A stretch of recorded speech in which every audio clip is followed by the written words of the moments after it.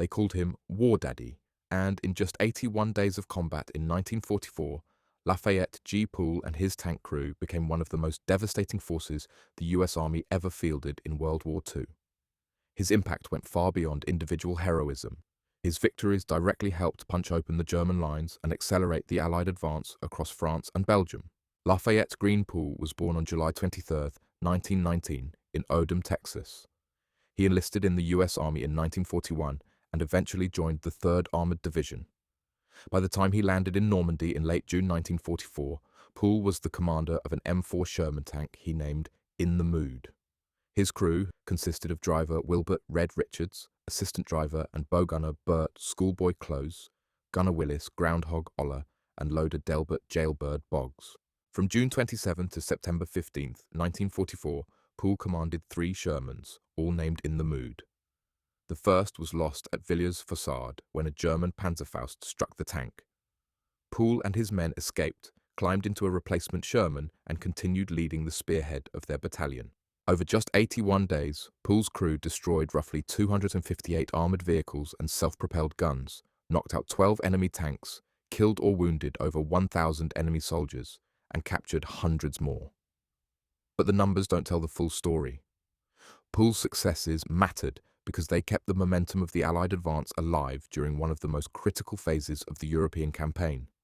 Whenever the 3rd Armored needed a breakthrough, Poole's tank went first.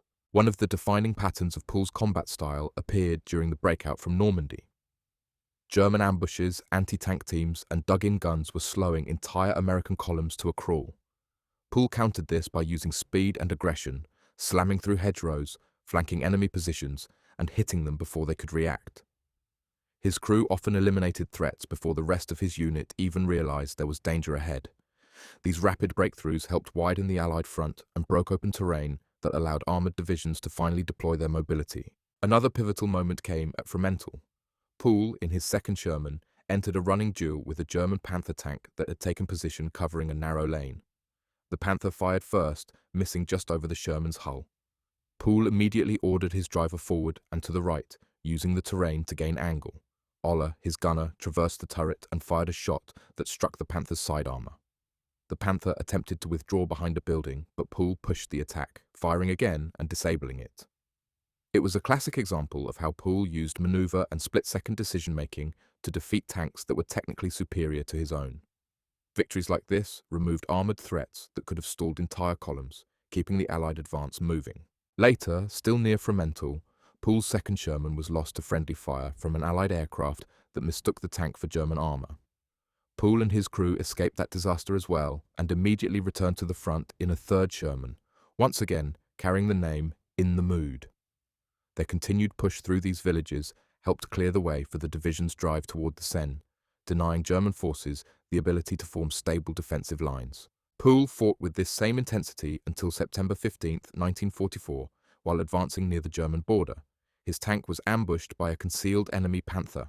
Multiple hits disabled the Sherman and it slid into a ditch. The blast threw Poole from the turret and severely wounded his right leg, resulting in its amputation. After 81 days of relentless combat, his frontline war was over. He returned home a highly decorated hero, receiving the Distinguished Service Cross, the Silver Star, the Legion of Merit, the Purple Heart, and other honors. Despite his injury, Poole re-enlisted after the war and continued serving as an instructor until 1960. He lived a quiet life afterward, far removed from the intense battles he once led, and passed away on May 30, 1991. Lafayette G. Poole's legacy endures because his contributions were not just impressive, they were strategically meaningful. His aggressive breakthroughs broke German positions, cleared the way for infantry and armor, and kept entire operations moving at critical moments. In just under 3 months, he became the most successful American tank commander of World War II, a symbol of what skill, instinct, and courage could achieve inside one of the war's most reliable machines.